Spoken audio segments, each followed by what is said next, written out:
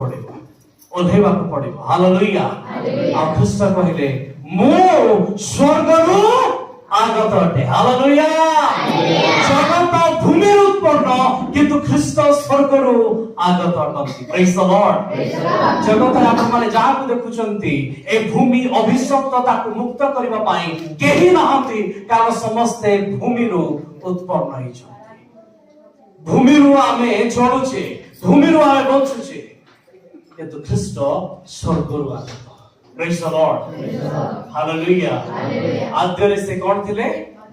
ବାକ୍ୟ। ବାକ୍ୟ ସେହି ବାକ୍ୟ 14 ପଦରେ ଦେହବନ୍ତ। ପ୍ରେଜ୍ ଦ ଲର୍ଡ। ସିଏ ବାକ୍ୟ କହିଲେ ହିବ୍ରୁରେ କୁହାଯାଏ ଦବର। ଆଉ ଦବର ଅର୍ଥ ଆପଣମାନଙ୍କୁ ମୁଁ ଏଇ ଚର୍ଚ୍ଚାରେ ବୁଝେଇ ସାରିଛି। ଦବର ହଉଛନ୍ତି ବାକ୍ୟ, ଆଉ ପରମେଶ୍ୱରଙ୍କ ନାଁ ହଉଛି ଜିହୋବା। ଦୁଇଟା ଯାକର ହିବ୍ରୁରେ ଅକ୍ଷର ପଢିଲେ 26। ତ ଦବର ବାକ୍ୟ ଯିଏ, ଜିହୋବା ସିଏ। ହାଲେଲୁୟା।